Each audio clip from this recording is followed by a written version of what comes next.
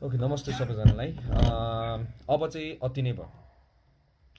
यो खुट्टा टान्ने प्रवृत्ति हाम्रो नेपाली समाजबाट कहिले हट्ने भएन है। अहिले फेरि नयाँ ट्रेन्ड आएको छ साइबर सेनाको टिओबीसँग हामीलाई बदनाम गर्नलाई है, फ्री टिबेटसँग खै के भनेर के देखिरहेछ। हामीले धेरै हामीलाई प्रश्नहरू पनि आइरहेछ होइन। अनि मान्छेहरू फेरि पताइदिइरहेछ, फेरि यस्तो रे भन्दै पताइरहेछ। कति मात्रै हामी नेतासँग लड्ने कि भ्रष्टाचार विरुद्ध हामी लड्ने कि यो फेक न्युजहरूको पछि लड्ने कि हाम्रो टिम मिलाउनु लड्ने कि होइन, कति कुरामा चाहिँ हामी लड्नुपर्ने है। र मलाई देखाउनु पऱ्यो कि जसले यो एक्युज गरेको छ नि हामीलाई होइन, देखाउनु पऱ्यो कि त्यो भिडियोमा चाहिँ म चाहिँ कहाँ छु भनेर क्या, म चाहिँ कहाँ छु भनेर त्यहाँ देखाउनु पऱ्यो क्या। र मैले बोलाएको हो भने त्यो प्रुफ कहाँ छ, मैले बोलाएको भने होइन, without any proof, without any evidence म त्यहाँ भएको नभएको होइन, त्यहाँ त देखिन्छ होला नि। म त्यो भिडियोमा चाहिँ म त्यहाँ देख्दिनँ त, म त त्यहाँ त होइन। अनि यसलाई चाहिँ हामीले बोलाएको भन्दै पुरा उयो गर्नु खोज्ने हुन्छ नि, यो साइबर सेनाको नयाँ स्टाइल होइन। अनि यो फेरि हामीहरू पत्ताउने, हामीहरू त्यति डम छौँ र हामी पढे लेखेका छैनौँ। सत्य र असत्य हुन्छ, झुट र यो कुरा हामी पहिचान गर्न सक्दैनौँ, हामी छुटाउन सक्दैनौँ हुन्छ नि। यसो बुझ्नु सकिन्छ नि त्यसमा होइन, यसमा त यो मान्छे छैन, यो किन यिनीहरूले यस्तो गरेको होला होइन भनेर त हामीले हेर्नु बुझ्नु त सक्छौँ नि त आफ्नो, त हामी त पढे लेखेका मान्छेहरू छौँ होइन। तर होइन, यस्तो भिडियो आयो लो ए हो रहेछ होइन, ए हो रहेछ, हेर्दा यो त यस्तो पो रहेछ भन्दै क्या होइन।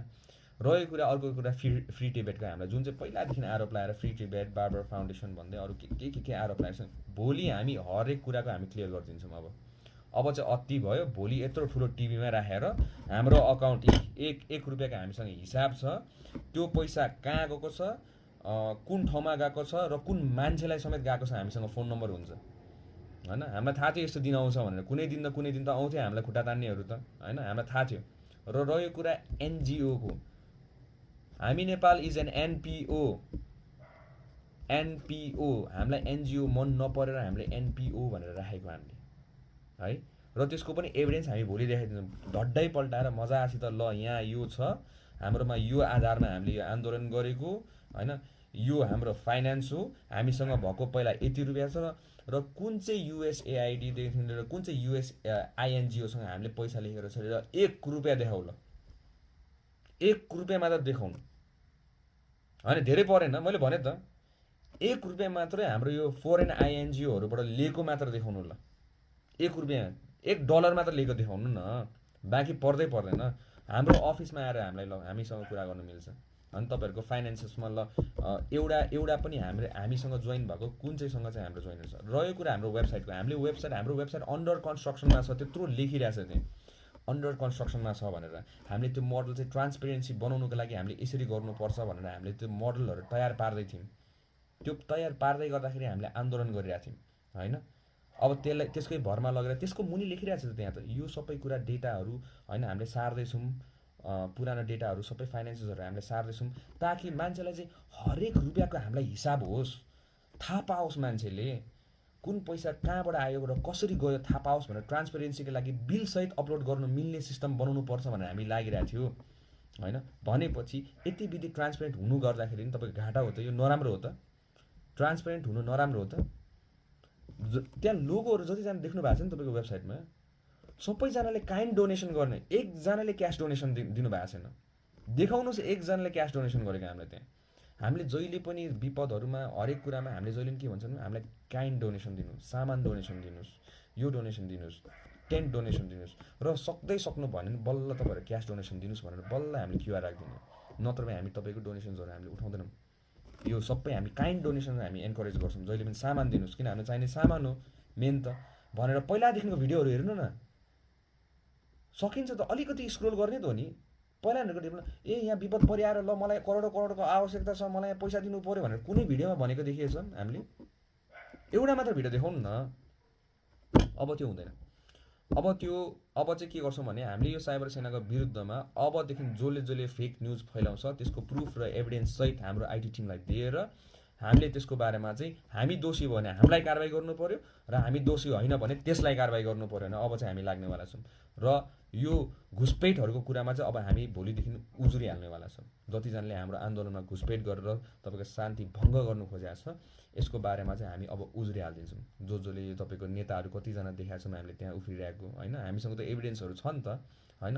अब एकजनाको विरुद्धमा चाहिँ हामी फोटोसहित एभिडेन्ससहित अब चाहिँ हामी प्रहरी परिसरमा भोलिदेखि नै अब चाहिँ हामी सबैजनाको विरुद्धमा चाहिँ यस्तो यस्तो घुसपेटहरू मान्छेहरूको विरुद्धमा चाहिँ हामी भोलिदेखि उजुरिहालिदिन्छौँ।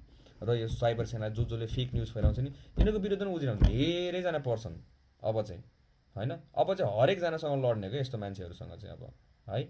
ल यति भन्दै म हजुरहरूलाई यसको यसको जति पनि कन्स्पिरेसी थ्योरीहरू हामीले बिलिभ गरिरहेका छौँ त्यो चाहिँ हामी एउटा असल नागरिक भएर सत्य र असत्य छुटाउन सक्ने मान्छे हो भनेर हामीले आफूलाई सोचेर चाहिँ सत्य के हो र झुट के हो भनेर छुटाउन सक्नुपर्छ। टिकटकमा ट्रेन्ड आयो भन्दैमा यो आयो भन्दैमा त्यसलाई पत्याउनु पर्ने हामीलाई जरुरत छैन होइन। तपाईँको पहिला त खै त मलाई त इन्डियन भनिरहेको थियो त्यसो भए त खै नागरिक देखाइदिएँ त मैले त भारतीय भनेर मलाई भनिरहेको थियो त्यसो भए त होइन, मैले त देखाइदिएँ त तपाईँको त यो कुराहरू त। त्यही भएर विदाउट प्रुफ र एभिडेन्स नबोलिदिनु होला।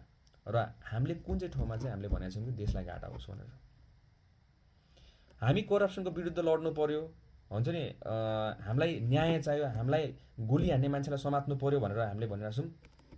यतापट्टि मान्छेले भन्छ दलाल भनेर भन्छ। ए भनेपछि हत्यारालाई कारबाही गर्नु परेन? ए भनेपछि करप्सन हुनुपर्ने हो? ए भनेपछि देश बर्बाद हुनुपर्ने हो?